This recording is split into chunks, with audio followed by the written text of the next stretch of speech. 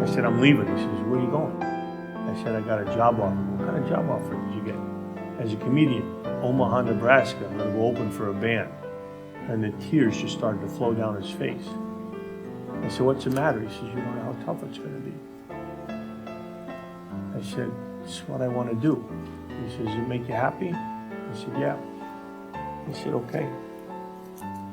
What name are you going to use? He said, what? What name are you going to use? He said, no, last name. I said, Hackett. Why? He says, all these years I've been building up the name. I hate to see you fuck it up in one outing.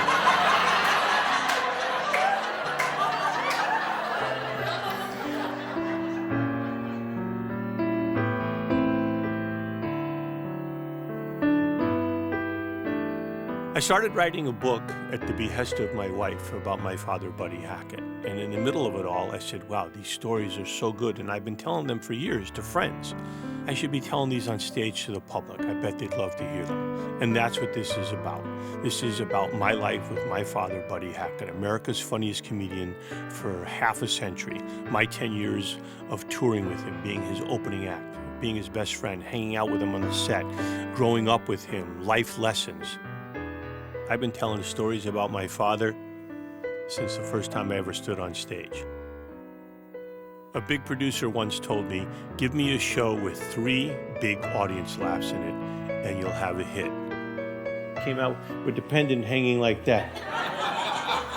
And the next day the paper said, Buddy Hackett came out naked wearing nothing but a pendant about the size of a silver dollar. Truth be told, all he needed was a dime. I have loved hearing Sandy tell stories about his father through the years. So I said, let's bring these stories to life in a live theatrical production about Buddy Hackett. This is an incredible father-son story, and in directing the show, I really wanted to capture the impact that our parents have on our lives, because I think the best way we can honor them and their legacy is to stand as a testament to who they were, what they believed in, and what they taught us. Sandy has his father's comedic genius and that rare gift of being able to make people laugh until they cry.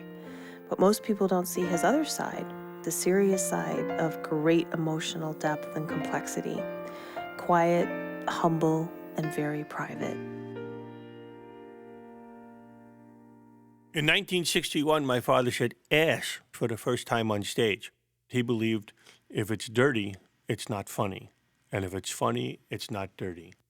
My father received the Disney Legends Award in 2003, and I was going to speak on his behalf. When I got to Disney, I had no clue what I was going to say. Roy Disney Jr. was holding the ceremony, and what did they have in common with Buddy Hackett?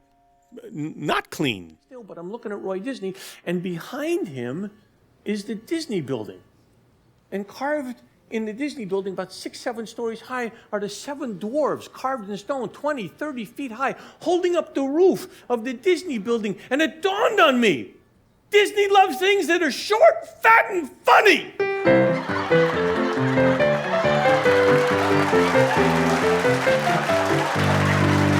In the early 70s, I went with my father to closing night at the lounge at the Riviera Hotel where Shecky Greene was performing.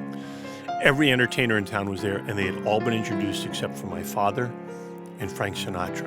I wanted to hear my dad get his due and be introduced, but Shecky didn't know he was there. Shecky was about to introduce Frank Sinatra when he said, how do you introduce God himself? And my father jumped up and said, Shecky, forget about me. Frank's here. Buddy Hackett was my best friend, father, teacher, helper, sounding board, sage wisdom, giver of advice. He prepared me for life. And then he prepared me for the day when he wouldn't be there.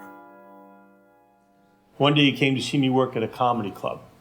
Oh God, was I nervous. A little place like this.